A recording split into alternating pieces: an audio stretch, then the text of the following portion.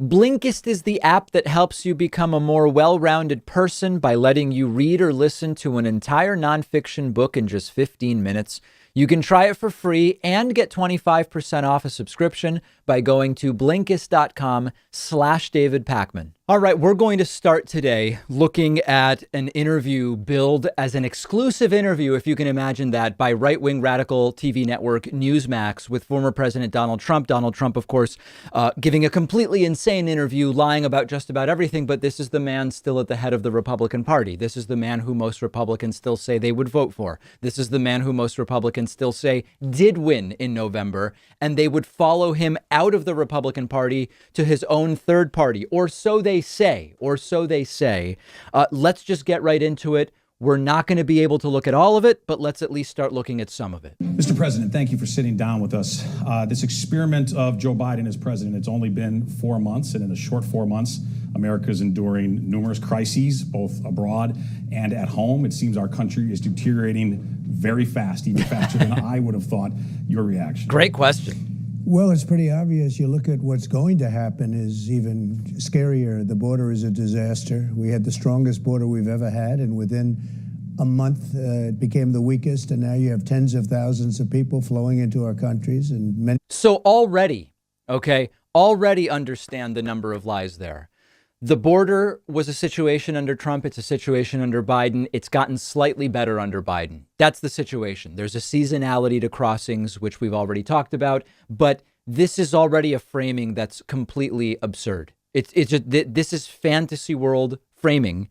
And this is what the entire interview was. Let's continue. Criminals, frankly, released from jails in numerous countries. We have people coming in from the Middle East. We have people coming in from everywhere.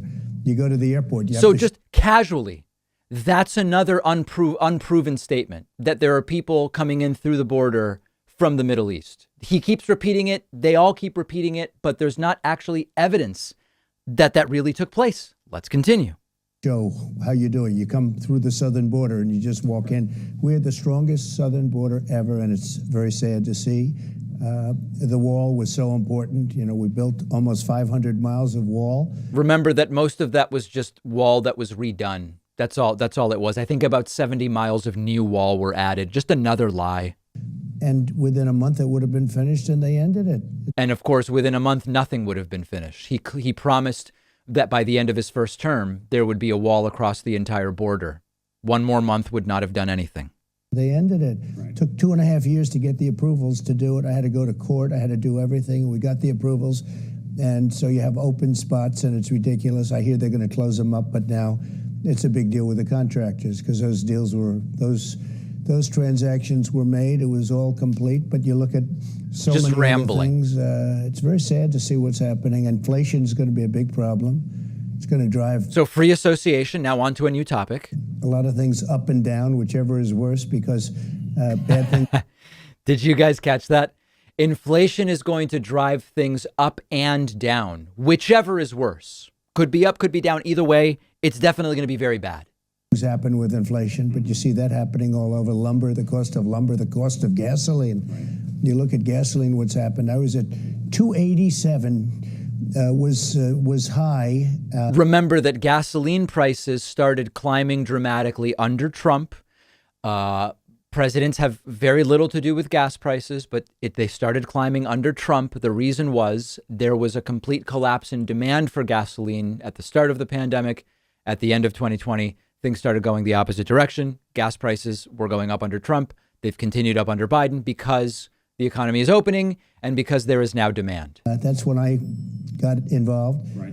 And it was in the 3s and a little bit in the 4s. And then I came in and I had it under $2. I had it for $1.87 actually. And when I left, it was under $2 substantially. And now it's going to be hitting $4. Meaningless. And that's bigger than any tax increase you can think of, especially for middle income people. So a lot of bad. By the way, that's also untrue. If you look at just the average miles driven by middle income people, gas at 370 versus gas at 190, it is a difference, but it's not significant in the way Donald Trump wants you to believe relative to so many other things, child tax credit, COVID, cash, everything is a lie. Things are happening. I don't think we're respected in the world. That's, again, another factual, demonstrable lie.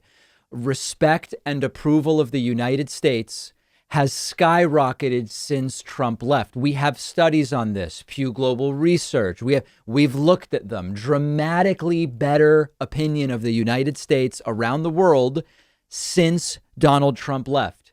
Everything is a lie, my friends. Right now, there were never moves on Taiwan by China. Now you have bombers flying over Taiwan. Russia would have never encircled Ukraine like they did. Kim Jong-un was somebody that I had a great relationship with. We weren't going to have any problem with him, in my opinion. And now you look at what's going on there. A lot of bad things are happening. I want to ask you about the Wuhan lab. You're reporting this week from the Wall Street Journal about workers there being so sickened as far back as November of 2019 that they were hospitalized. Yeah. The corporate media, now the And we're going to talk about this later today and tomorrow. Full bias corporate media is starting to come around to recognize that perhaps that is the origin, in fact, of the China virus. Even Dr. Fauci is changing his tune. Do you feel vindicated? And again, bias corporate media is starting to come around to recognize Dr. Fauci is not changing his tune. OK, Dr. Fauci has said all along, investigate things. But right now, we don't have evidence this was a man-made bioweapon. I have no doubt about it. I had no doubt about it. I was criticized by the press because China has a lot of people taken care of. They took care of Hunter. They took care of Joe. They took care of everybody, didn't they? And people didn't want to say China. Usually they blame it on Russia. It's always Russia, Russia, Russia. But I said right at the beginning, it came out of Wuhan. And that's where all the deaths were. Also, by the way, when we first heard about this. Now, of course, remember, it came out of Wuhan is very different. Nobody denies that that was the human-centered infection source. The question is, was it an engineered bioweapon, as they claim? Was it naturally occurring, studied in a lab, and it accidentally leaked? I have no problem investigating those things, as I've said from the beginning.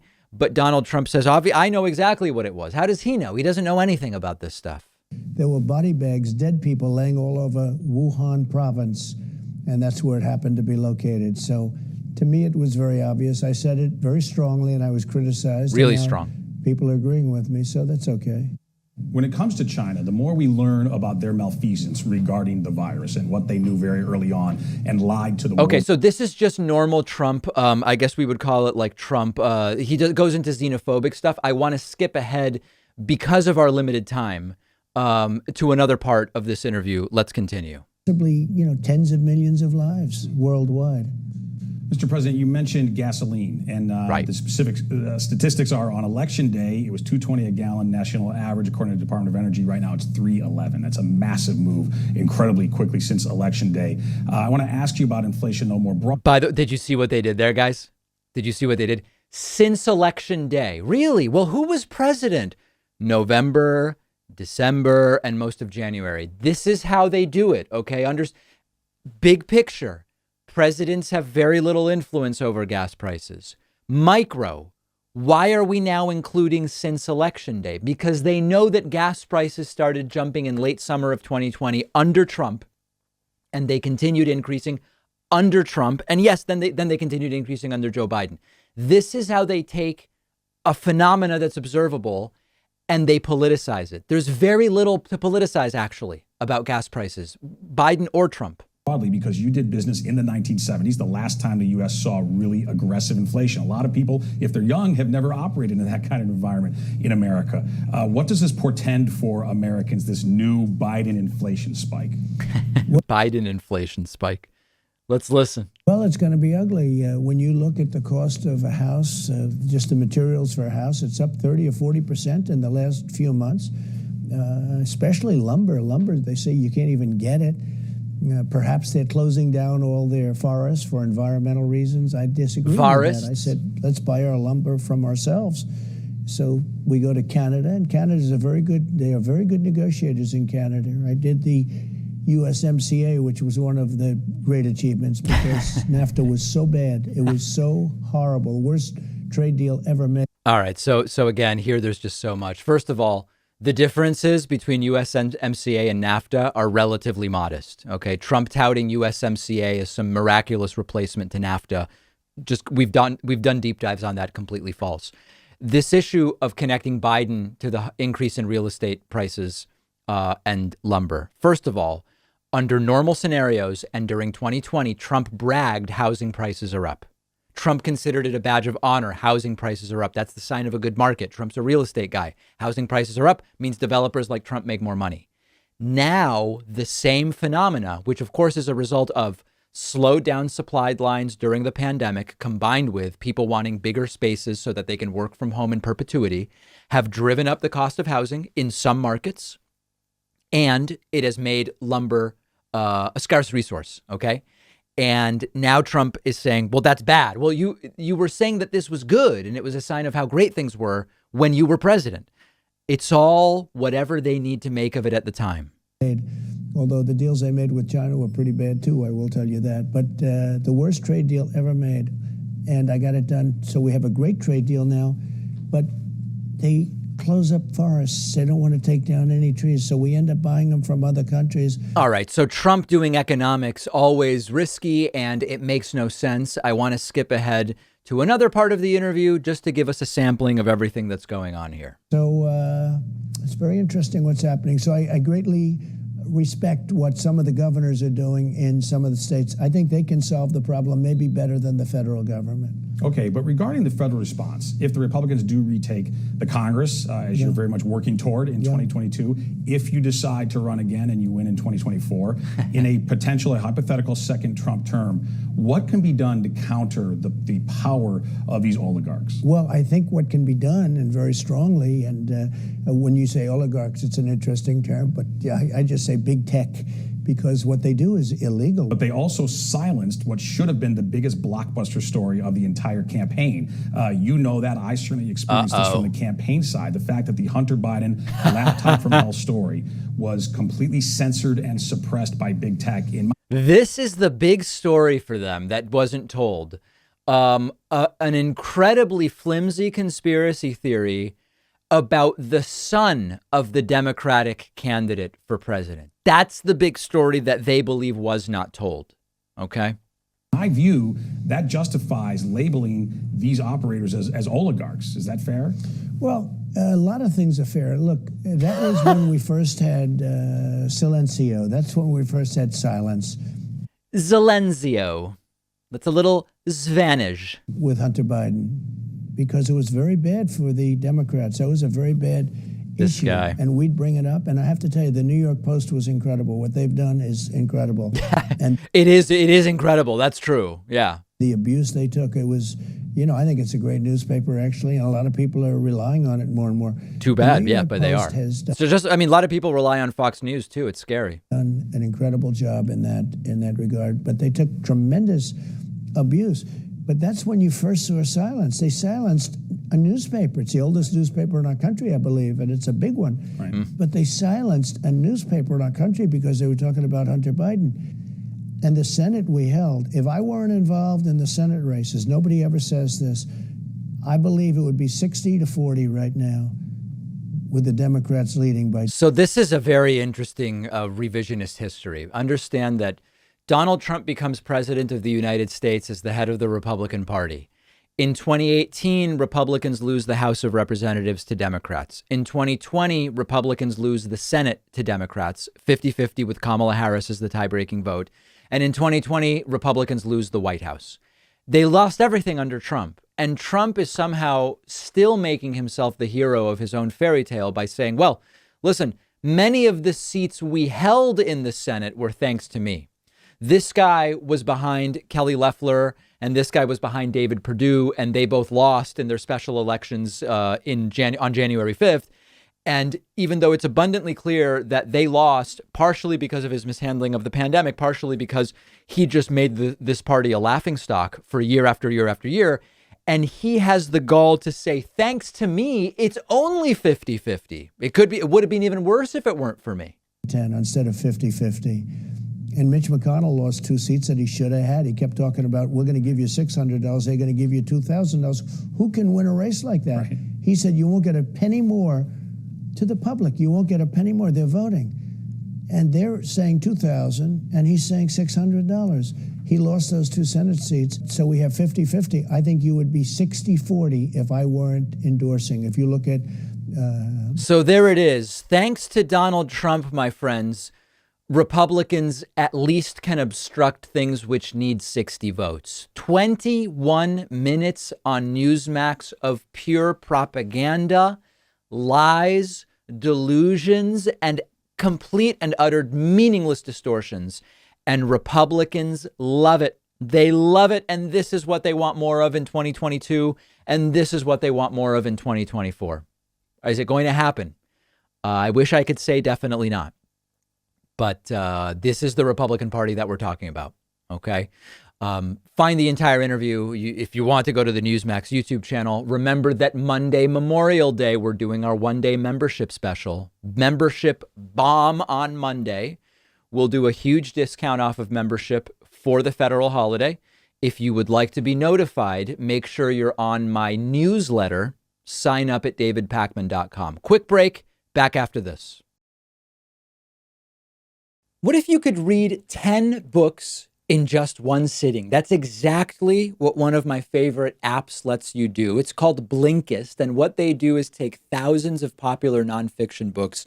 They condense them down into text or audio that you can consume in 15 minutes. Blinkist makes sure that you're getting all of the important core insights from each book. So it's perfect for exploring a book you otherwise wouldn't have time for. If there's a full book you're thinking about buying, you can use Blinkist to get a sample first. Just think how much you can enrich yourself by being able to soak up an entire nonfiction book in just 15 minutes. I recently read A Brief History of Time, of course, by the great Stephen Hawking. This is a book that I have been aware of for so long, and other things got in the way, and it was fantastic to check it out on Blinkist. Blinkist has books on politics, philosophy, science. They have 27 different nonfiction categories, and a subscription is only about $8 a month. And you get the entire library. But you can try it totally free and get 25% off a subscription when you go to Blinkist.com/David Pakman. I've put the link right underneath this video. The David Pakman Show is a viewer and listener supported podcast, YouTube channel, and live streaming platform. Make sure to grab one of those beautiful memberships by signing up at joinpakman.com. We have some really great discussion happening on the David Pakman Show subreddit, and some not so good, which I will point to today. You can find the subreddit at davidpakman.com/Reddit. That's REDDIT. Here's a post I spotted this morning, and this is really sad. A user, Illustrious Worth, writes, "My father is a right-wing conservative, and he's too deep into MAGA-Land. He's even trying to drag me into it. What can I do to get him out? I should probably explain further," they write. "The majority of my family members are Democrats, and my father is pretty much the only Republican in the family. He's been making me listen to conservative radio for the past few months so he can, as he puts it, give you a different perspective. He does listen to me and my opinions from time to time, but he's the dominant one when it comes to political issues. I'm going to try to make him watch an episode of Dave's radio show," I think that means me, "or at least listen, but I understand that he may not change his view instantly." This is a really tough thing, and this is affecting a lot of families. And in terms of advice and deprogramming people, as I've said before, I don't know what the wholesale strategy is for deprogramming nearly 75 million Trumpists. I don't know what that is. They seem really strongly programmed. It's resistant to change, that programming. But the best way is, if you have the time, individual relationships over longer periods of time. It's a lot of work, but it's starting to talk to your dad about how did he come to the conclusions that he came to? How does he determine that something is true and something they should believe? What does it mean to them that they believe that's how the world is? Or what would it mean to them if the reality was different than that which they believe? This can be a big revelation to a lot of people where they say, oh, there's a reason why I'm so attached to this belief. Because if I didn't believe it to be true, it would change my perspective of this, that, the other thing.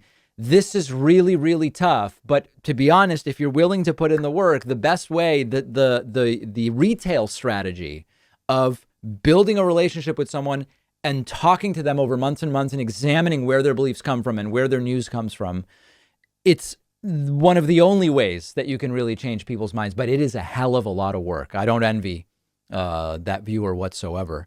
Now, here's another one. I don't like this at all. I've said before on the show, tell me why I'm wrong about the things I actually say. Tell me where I'm wrong about the things I actually believe. But one of the things I am disgusted by the most is people who get mad at me about things I didn't say. And someone posted a Reddit thread about my view on masks that is not based in anything I've actually said. And the user writes, why David Pakman doesn't like wearing a mask.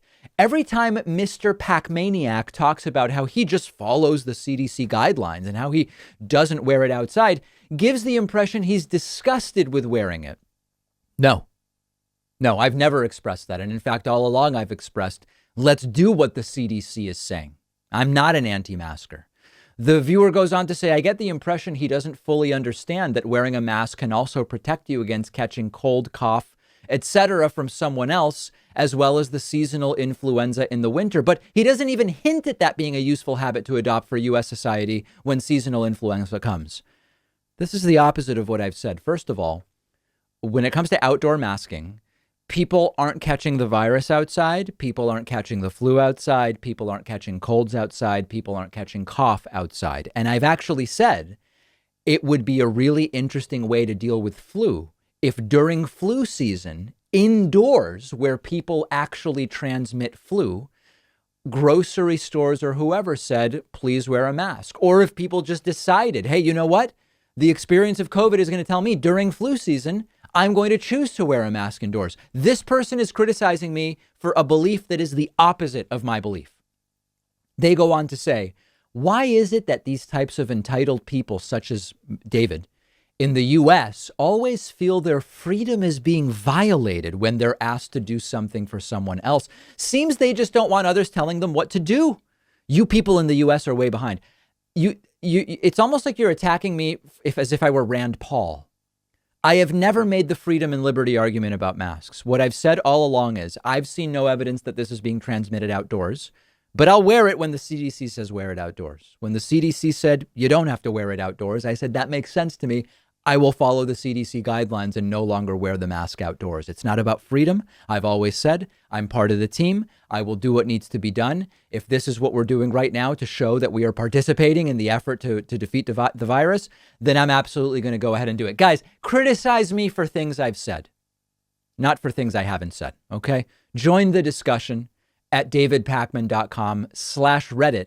That's REDDIT. Is Joe Biden abandoning the promised public option? CNBC is now reporting that Joe Biden's new American Families Plan does not include the promised expansion of Medicare eligibility, and it doesn't include a provision allowing the program to negotiate prices directly with drug companies. Dozens of Democratic lawmakers, CNBC writes, have urged Biden to include these provisions in the second piece of his economic recovery plan. Biden's plan would make permanent premium cuts for people buying insurance on the individual market. Key Democrats are aiming to include a public option bill or create a separate one now that Joe Biden is not including it in his recovery plan. Democratic Senators Patty Murray and Congressman Frank Pallone are going to write a bill to create a public option. President Joe Biden did run on expanding the public insurance market, but this is not in any of his plans so far. Republicans have opposed every effort to expand government managed health care. Democrats would likely have to look at doing this either via a budget reconciliation bill to pass it without Republican support, because you're not going to get Republican support for a public option, or convincing Joe Biden to put it in one of his plans, including possibly the American Families Plan. There are lots of Democrats absolutely furious with Joe Biden for not including this, and I understand that, and I'm with them. Now, you know that on this program, we are pragmatic, and I would like to see the promised public option done now. I would like to see it done last month. I would have liked to see it done when Obamacare was first put together. I could understand if you said to me, the inclusion of the public option will never pass if you make it part of this bill, And so it makes sense for Joe Biden not to include it. I'm just not convinced of that yet. I have not seen evidence that if Democrats hold firm and go to Joe Biden and say, listen, Joe, Republicans don't want the public option. OK, we're going to need to pass it via budget reconciliation if we're to do it outside of this. Let's just include it. Let's just include it now. And if we do this all via budget reconciliation, then we get the public option done. And let's actually put Republicans in a position to vote against all of this stuff. Now, the counter would be if you don't have all 50 Democrats on board in the Senate, then it's not going to pass either way because you're not going to get a single Republican vote. So this is one of those situations where there's truth to both sides.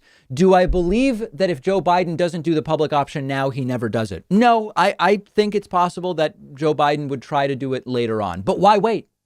Why wait? There is no better time than now to do something. And remember, the public option was the starting negotiating point with Obamacare in 2010. We should have had or 2009, whenever the negotiation started. We should have had a starting point that was far more progressive with Obamacare. The first thing to go was the public option with Obamacare. Is it possible Joe Biden will do this later? Sure. Yeah, maybe. Let's just do it right now. But you've got to have all 50 Democrats on board. It is not completely clear to me that you have them. So are the criticisms fair that it should be done now? Absolutely.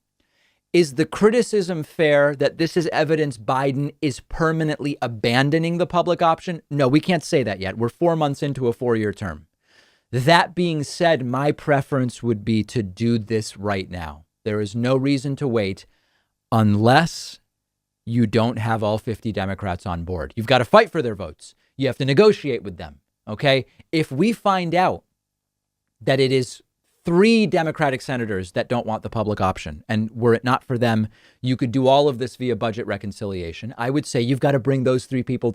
Joe Biden brags about being able to negotiate. He brags about being able to get deals done with the other side. Well, get a deal done with your own side. Get those 3 hypothetical senators who don't want the public option in the American Families Plan. Bring them to the White House and convince them. Negotiate with them. Do the thing that you ran on being able to do as a diplomat and an elected official and a deal maker in the Senate for a long time. Could it be done in 3 months? Could it be done in 6 months? Could it be done in 2022? Sure. But I would like to see it done right now. And until I see evidence that it couldn't be done right now, I believe we need to continue pushing for it to be done. Now, many of you will write in and say, David, this is pathetic. You just got to do Medicare for all. Many Democratic senators don't support Medicare for all, and neither does Joe Biden. Medicare for all is not going to happen right now. OK, so what's on the table is, can we get a public option done? An idea would be get some Democrats to lobby for Medicare for all in this bill and negotiate to a public option. I would be open to that. What I don't want is something that has no chance of passing, if that's the case. We don't know that to be the case yet. If there's no chance of passing, there's no point in holding this bill up indefinitely. But I've not seen the work done yet that proves to me you can't force a public option into this bill right now. If you disagree with me, let me know. And we'll have more coverage of this on our Instagram page, which you can find at David Pakman Show on Instagram. While you're there, follow me on Instagram at david.pakman. The David Pakman Show depends on your support, and the easiest way is through membership, which includes the world-famous bonus show, as well as commercial-free audio and video streams of the show just for members. Sign up today at joinpakman.com. Coupon code saves you 40%, BETTER21. It's great to welcome back to the program today Grace Blakeley, who is a staff writer at Tribune Magazine and also author of the book Stolen: How to Save the World from Financialization. Grace, it's great to have you back on today. Great to be here. Thanks for having me. So, okay, I want to talk about whether there will really be any longer term changes to the economy and to the world of work from the pandemic. You know, we just kind of generally have this understanding that things that seem like, oh, we're never going back, humans forget, humans readapt, and things sort of return to the mean in many cases. Are there aspects of work and or the relationship of people to the economy, particularly in Western economies, that you think will be permanently altered as a result of the pandemic? Well, I think as with any crisis, what happens next is really going to depend on what we demand and how we kind of choose to reorganize society when we emerge from it. I don't think that we will see a kind of return to normal, whatever normal was, because I mean, even before the pandemic, we had a lot of quite deep problems with the global economy. Everything from this kind of long-term stagnation in productivity and investment through to a stagnation in wages, through to the kind of massive debt crisis that we were going through. You know, in the US, people were talking about a corporate debt bubble even before the pandemic started, which of course fed into a lot of the problems that we saw at the start. So there were already all these kind of deep-seated issues that I wrote about in my first book that you mentioned there, Stolen. So obviously going back to that kind of normal would not be desirable. We also then had some kind of more, I suppose, longer term structural problems to deal with. So things like, you know, obviously climate breakdown, global inequality within nations as well. And some of those things have gotten worse over the course of the pandemic. So if we look at inequality, for example, globally, we've seen this big divergence in outcomes between wealthier states that have been able to tackle the pandemic, have been able to have kind of big, you know, stimulus programs, big programs to support workers and businesses, and states in the global south, which have suffered from the largest outflow of capital ever recorded as a result of the pandemic, and are struggling just to be able to kind of provide the basic services that their populations need, let alone put in place the measures that are going to allow them to recover. And actually, a lot of them are kind of on the verge of defaulting on their debts. And then, you know, they're not able to access the vaccine either. So that divergence is going to be really, really problematic. Inequality within countries, we've seen this big divide between people who've been able to amass savings and who will come out of the pandemic, go out and spend all that money, potentially driving a bit of inflation, and everyone else who maybe has actually seen their debt increase and is struggling to make ends meet. So that divide is going to increase as well. And really what happens next is all going to be shaped by policy, by, you know, whether or not we have a kind of just recovery, or whether we see the same sorts of policies as what we saw after the financial crisis, where the costs of that crisis were largely borne by working people. To pick one micro issue and see whether you think it's really relevant to the bigger picture or it's just something people are liking to write articles about, there's this idea that, okay, take Manhattan.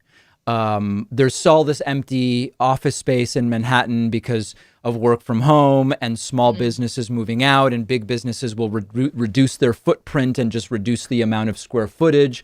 And then you read an analysis which takes a sort of conservative view on it, which is, yeah, you know, rents will go down a few percent in the immediate, but it's still Manhattan. It's still really expensive. And then 3-4 years from now, if there's not another pandemic, they'll probably sort of be back to being close to where they were.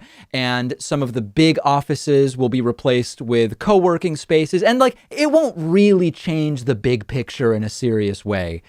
Something like that. Do you think that that even ranks when we think about like the systemic changes, or is the analysis that it's a couple percentage points and it won't really make a difference is the correct analysis? I mean, the big driver of like real estate prices at the moment is not necessarily demand, it's more speculation, particularly in big cities. So in places like Manhattan and London, there has not been the kind of fall in rents, and particularly in actual house prices, that you would assume would happen as people leave the capital. So in London, for example, the population has fallen, according to some estimates, by around 700,000 since the pandemic started, which is huge. And there hasn't really been too much of an impact on rents or real estate prices. It's different in different parts of the market, but broadly speaking, things haven't changed dramatically. And of course, the main reason for that is quantitative easing. It's this policy adopted by central banks of creating new money to purchase assets from private investors, which is pumping tons and tons and tons of cash into the financial system. I think the last time I checked, it was about $9 trillion worth of new money had been created, predominantly by the big four central banks, to try and prop up the financial system and actually to try and keep asset prices high. This is what central banks are trying to do at the moment. They're trying to keep equities high. They're trying to keep real estate prices high, basically because, you know, if those prices were to fall, that could create a wider financial crisis, basically because, some of that is used as collateral for lending. And if you start to see that fall, you get a kind of debt deflation cycle of the kind that we saw during the financial crisis. So policy makers and central bankers are actually going for high asset prices, or at least stable asset prices. And this model of quantitative easing is how they're doing it. And that's likely to be with us for quite some time now. A lot of it is going to depend on what happens in the rest of the economy, to do with inflation and whatever. But broadly speaking, central bankers know that the big thing driving asset prices at the moment is their policies. And if those policies stop, you could see quite a significant fall in asset prices, which would have kind of negative implications in terms of financial stability, but which would actually probably correct the massive wealth inequality that we've seen really, just go through the roof of the course of the pandemic. People like Jeff Bezos becoming extraordinarily wealthy, basically because money's being plowed into Amazon shares because of central bank policy. The same thing is happening with real estate as well. So unless we see like a big shift in policy, that probably isn't going to change. Then again, it is hard to see how the pattern that we've seen over the last kind of 40 years of just constantly increasing house prices can continue forever. So, it's a real question as to the interaction between policy and, whether or not we see another shock that does actually lead to some sort of correction. But I wouldn't put any money on house prices properly falling in the kind of short to medium term. Yeah, speaking of that, I'd be interested to hear from you if you have advice for my audience about how to interpret. I mean, just to give an example about the home prices, because it's something that's quite interesting right now. During 2020, when demand started to grow in the United States, in suburbs and smaller cities, for people saying, hey, maybe I'll just get a bigger place a little bit further out, work from home, etc. Donald Trump cheered this on and said, listen, we're doing okay. Look at home prices. They're actually up. Like, this is a sign that things are good.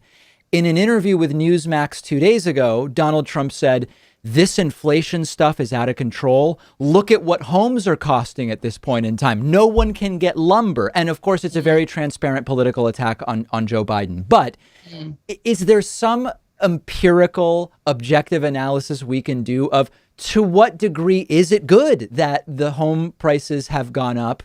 And to what degree is it a problem? I mean, it depends whether or not you own a home, right? And this is really the kind of big divide that we're seeing in politics at the moment. I think it explains a lot of the age divide, and also to an extent the kind of regional divide that we're seeing in politics is that older homeowners, which is a group that was broadly created during the 1980s as you saw the liberalization of the financial system. Right. People were better able to get mortgages. They could, purchase homes. In the UK, you had mass sell-off of formerly publicly owned housing.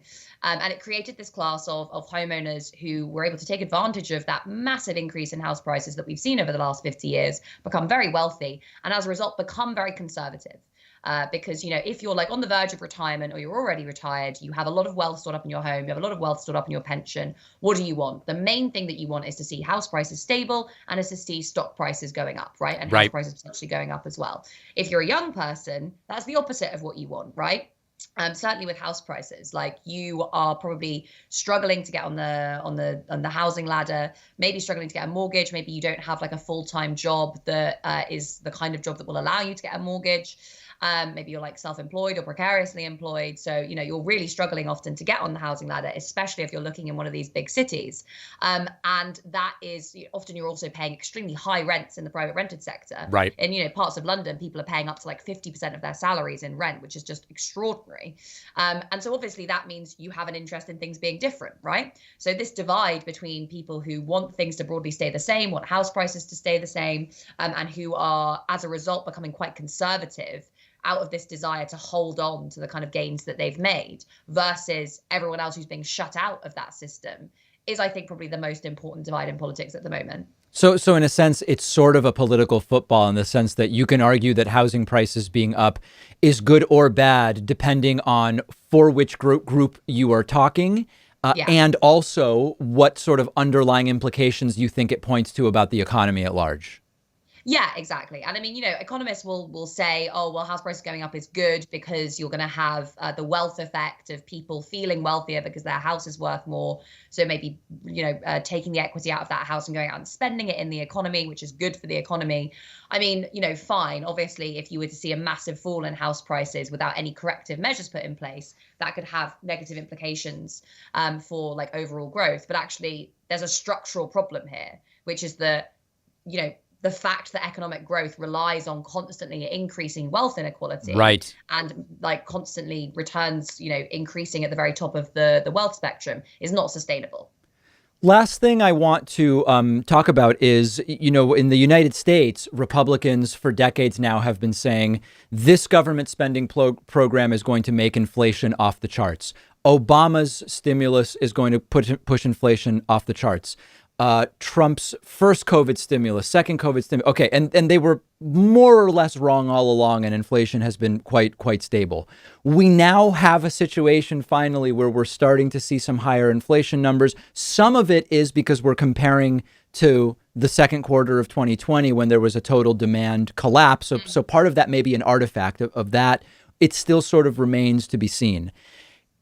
How should we interpret that? Like, is the idea of the inflationary spiral when governments do stuff something we can just put to bed at this point, or is there anything to it?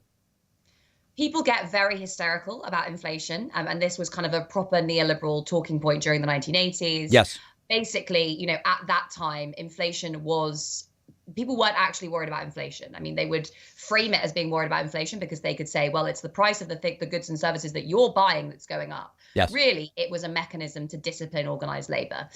So, you saw, well, for example, in the US with the Volcker shock, interest rates go through the roof. It created a kind of worldwide economic crisis, so a debt crisis in the global south. But it was also used as a tool to create mass unemployment so that the labor unions could be broken and this kind of neoliberal model could be set up. And since then, we haven't had the same kinds of, back then, yeah, there were kind of some issues with inflation. I mean, a lot of it was actually driven by the oil price spike rather than anything else. But, inflation hasn't really been too much of an issue. And actually, since the financial crisis, it's been too low. I mean, you can think about inflationary pressure as something that happens when the output gap closes. So that's the gap between the amount of stuff that we could be producing if every resource was being put to use and the amount of stuff we're actually producing, right? So when you get inflation, it's because you're starting to get to the point where all the resources that exist in the economy are being used to their greatest extent, right? Or maybe more than those resources are being used. So you're getting some pressure on prices. But when that isn't happening, so, there's underemployment, underutilization of resources, you don't have inflationary pressure. And that's what we were seeing because there was this big shortage in demand that came from low levels of investment, low levels of government spending, and just general kind of a lack of optimism about what was going on in the economy, legitimately so. Today, what we're seeing is because it's less about the fact that demand is going up and it will continue to go up. It's more about the fact that the actual amount that we could produce has contracted so much. So that kind of longer term supply side of the economy has really become much more constrained. A big reason for that is what's going on in the rest of the world. And this is why it's really, really important for economies in the global north, aside from the kind of obvious moral reasons, to pay attention to the global economy. Because if you start to see, the Indian variant spreading throughout the global south, production shuts down. Right. You can't get access to the commodities that, as massive importers, countries like the US and the UK need just to kind of get by. Then you will start seeing a huge amount of inflation, especially since you have all these savings that middle class people have and that they want to go out and spend in the economy. So that's, I think, the biggest potential pressure that we're going to be seeing inflation wise from now on. And ultimately, it's going to hurt working class people more than it's going to hurt middle class people. No question about that. We've been speaking with Grace Blakeley, staff writer at Tribune Magazine and also author of Stolen: How to Save the World from Financialization. Grace, always great speaking with you. And you too. Thanks, David. The David Pakman Show depends on the support of our viewers and listeners, and one way to keep us going is through Patreon, where you can pledge as little as $1 per month or as much as you want at patreon.com/David Pakman Show. Great perks and benefits as well. Read about them. So a CNN reporter has confronted the woman behind the completely bogus audit of the Arizona 2020 absentee ballots. It's everything you would imagine it to be. Now, as a reminder, there is yet another so-called audit happening in Arizona where absentee ballots are being analyzed with special cameras and flashlights. And I don't know if it's neon or UV light, looking for everything from postmarks or that aren't supposed to be there, bamboo fibers. It's still ongoing and it's completely harebrained and it's not going to achieve anything. CNN's Kyung La spoke to the Arizona State Senate president, Republican Karen Fan, about the audit that's taking place in Maricopa County. It is completely and outrageous, completely and totally outrageous. And we're going to jump right into it and check out the conversation. Good morning, Senator Fan. You may not recognize Arizona Senate President Karen Fan. Let's get this thing done. But she's the elusive leader behind the notorious so-called audit happening in Maricopa County, Arizona. I don't know what's legit, what isn't legit, but why wouldn't we want to answer those questions? Because you're questioning democracy. No, I'm questioning the integrity of the election system. Which is the backbone of democracy. That's right. Which means we should have full 100% confidence in our democracy and in our election system. Now, as often happens with these conspiracy theorists, Karen says, we just want to be sure everything was clean and good. Why wouldn't you want to know that, Ms. CNN reporter? And they are messing with the burden of proof. The immediate question to Karen has to be, what reason do you have to doubt that Joe Biden really won? Because otherwise, you're just opening up the door to this endless, never-ending, unquenchable skepticism that can never be satisfied, which is a hallmark of many conspiracists. Let's continue. But you're talking about trying to disprove conspiracies. If I have to, yes. Why wouldn't we? If somebody says something is out there, I would love to be able to say, that's not true, guys. Aren't you raising more questions by giving rise to these conspiracy theories? No. Again, if someone raises something, well, what about Bigfoot? Why isn't she devoting her time to disproving Bigfoot? Why isn't she spending time trying to disprove that the earth is flat or that it's spherical or whatever? The point is, they conveniently reverse the burden of proof when it suits them. And that's exactly what Karen Fan is doing here. Check out this next clip and look at how she again reverses it. Okay, so let me ask you a question. Are you 100% confident that every vote that came in Arizona or any other state, or can you say emphatically 100% that no dead people voted, that ballots weren't filled out by other people, that the chain of custody from the minute people voted their ballots, that the chain of custody was accurate and on target the entire time? Can you tell me that? I can say that what the data shows us is that there was no widespread fraud. So here's the problem. When Karen Fan says, are you 100% sure about X? In life, what is anyone ever 100% sure about? We talk about confidence intervals. We talk about material significance. In a country of 331 million people, will some people try to vote twice? Sure, yeah, mostly Republicans who want to test the system and then they get caught. But some people will do that in a country of 331 million.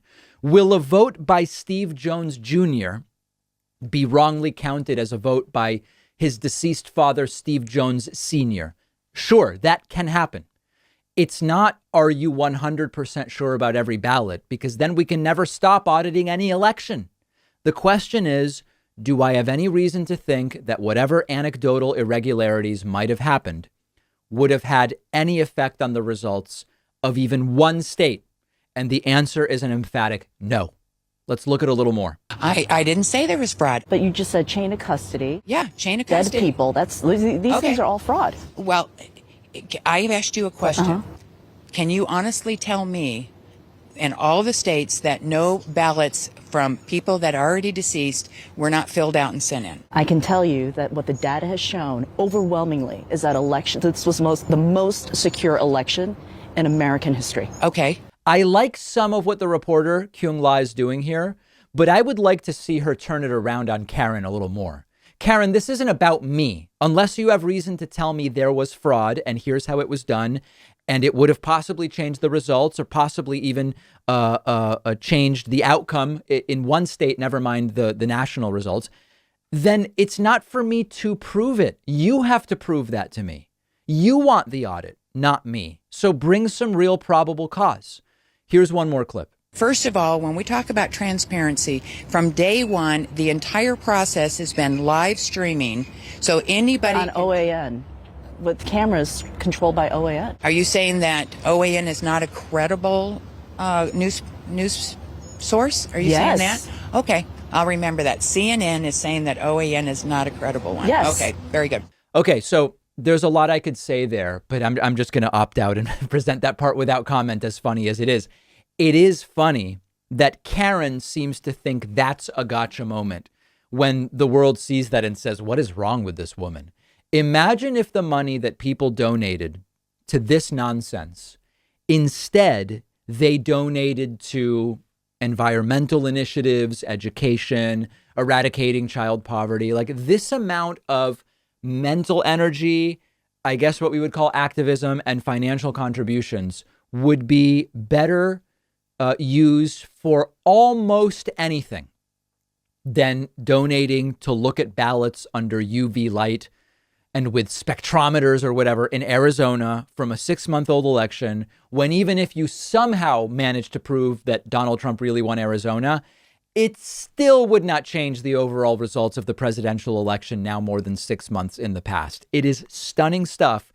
And this is real money and brain power. I mean, okay, brain power maybe is the wrong word, but it's real people's time and money that could be used to dealing with something that actually is worth dealing with. It's pathetic, and they're just not going to stop. I'm actually not going to be covering yesterday's mass shooting in San Jose, California, because I have quite literally nothing to say about it that's new. And what I mean by that is it's another shooting. We've had like a dozen in the last week or so. We have no political will in this country to do something about gun violence. Not all of us, but because Republicans have so much power, they don't want to do anything about it. You have a movement which wants more guns out there every single time there's a mass shooting.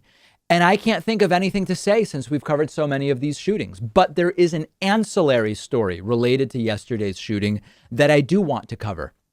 Retired New York Police Department Detective Pat Brosnan was invited on Fox News to comment on yesterday's mass shooting. And he bizarrely blamed coronavirus vaccination for the shooting and said, you can bet the shooter himself was vaccinated. Now, I couldn't believe this was possibly an actual analysis being made by a real guest on Fox News, one of the 3 major cable news networks in the United States, but it happened. Let's jump right in, and you will quickly see that Pat Brosnan appears to have something not functioning quite right in his brain. Good morning, Harris. In a rational world where there's adherence to the rule of law and respect for law enforcement, say pre the summer of love of 2020, I think there would be more nuanced response in terms of opening a shooting, an active shooting right next door to where there's a load of armed professional shooters under law enforcement. But the rules have changed. You know, crimes are no longer illegal. There's no longer enforcement of lots of laws, and there's an empowerment of these active shooters. So first of all, how could a former police officer make such a silly analysis? If people still respected law enforcement, no mass shooter would even think to start shooting near a police station. The shooter planned to die. What does he care if there are police nearby? And what does Pat Brosnan mean crimes are no longer illegal? By definition, crimes are illegal acts. But is he saying we no longer prosecute crimes? Just from hearing this part, it was off to a bad start. But then he gets into vaccination. And, you know, Harris, this is the time that I wish I was wrong with my prediction, which I mentioned to anybody who'd listen, that once COVID starts to lift, these cowardly shooters will come out exactly in tandem with the number of vaccinations. You can be sure they probably got vaccinated. They were just scared to come out. And they're coming back, and you see the numbers don't lie. The shootings are up dramatically, skyrocketing, actually, on active shootings throughout the United States as we've come through this pandemic. It's really terrifying stuff. You know, Pat, as we listened to that very brief news conference, one of the things that I picked up on.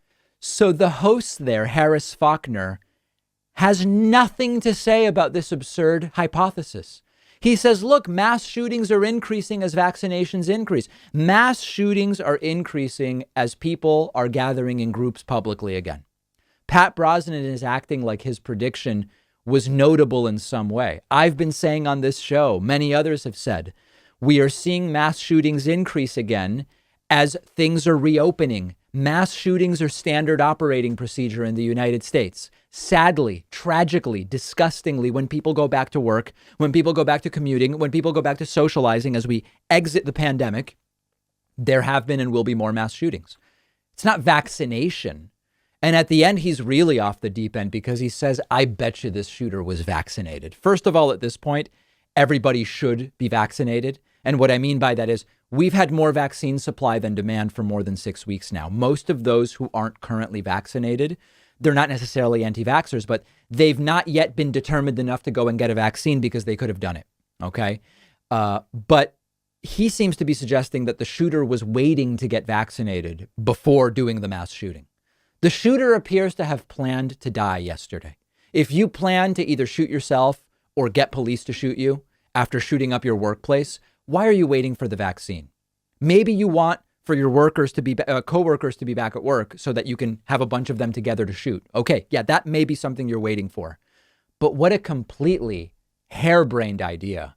And this is by far the stupidest way I've seen to criticize vaccines from the entirety of this pandemic. If there has ever been a cautionary tale about understanding the difference between correlation and causation, it's looking at an example like this. Mass shooters are not notoriously fastidious about being vaccinated before going out and doing a mass shooting. That's not the case. And then it's also important to mention, implicit in his argument, is that coronavirus shutdowns are good in terms of they limit mass shootings. My guess is this is not a guy who is too thrilled with coronavirus guidelines just from how he talks dismissively about vaccination. But what he seems to be saying is when we were, quote, locked down, which we never were, it actually did work to decrease mass shootings, which is an interesting thing to hear from a guy who is making no sense about any of his arguments. Disgusting, sick argument to be making. We have a voicemail number, and that number is 219-2-DAVID-P. Here is a vaccine-related voicemail. This is a new conspiracy that vaccinated people are shedding vaccine. And if you spend time with a vaccinated person, you might feel sick because they are vaccinated. This is wild. Listen to this. Hi, David. My name is Ashley. I'm currently 18 weeks pregnant and congrats. Vaccinated with both doses of my Pfizer vaccine. Right. Feeling very happy about that. But what I actually want to talk about today is something I've noticed spreading in anti-vax groups. Mm-hmm. I am not an anti-vaxxer, but I have seen this because my cousin's wife is a hardcore anti-vaxxer. It is this insane notion that vaccinated individuals, they believe, are shedding their vaccinated immunity. I don't know what they think it is. Yeah. To unvaccinated people standing nearby. Yep. To the point where it is causing unvaccinated people to have menstrual irregularities, heart problems. They're basically blaming any medical new thing that happens to them on vaccinated people. This is exactly what they're doing. So remember, at first, many of them were saying the vaccine causes problems for the vaccinated person, affects menstrual cycle, blah, blah, all this other stuff. Now, many of them have moved on to, I don't want to be near a vaccinated person because just it's emanating from their body. They never say, are you breathing it out? Is it coming out of your eyes? Is it coming out of your ears? Is your skin releasing it? Is it coming out of your body odor? They never say, but they're claiming people are shedding vaccine and it's making people around them feel sick. And I read about one employer, I forget what some small business said, if you get vaccinated, you will not be allowed to come to work because vaccinated people are shedding vaccine and making others sick. I'm almost positive that that's against the law to say you will be fired if you are vaccinated. But this is getting really crazy. And this is the latest front in the anti-vax nonsense. It is wild times, but glad you were able to get vaccinated. Very, very good. We have a great bonus show for you today. We'll talk about Wisconsin Republicans killing the Medicaid expansion.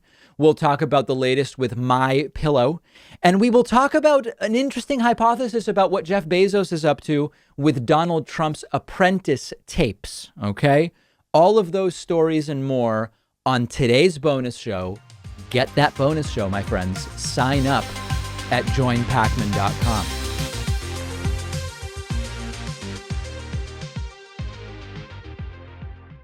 Thanks a lot for watching today's show. I just want to take a second to tell you about today's sponsors. Blinkist is the app that helps you become a more well-rounded person by letting you read or listen to an entire nonfiction book in just 15 minutes. You can try it for free and get 25% off a subscription by going to Blinkist.com/David Pakman.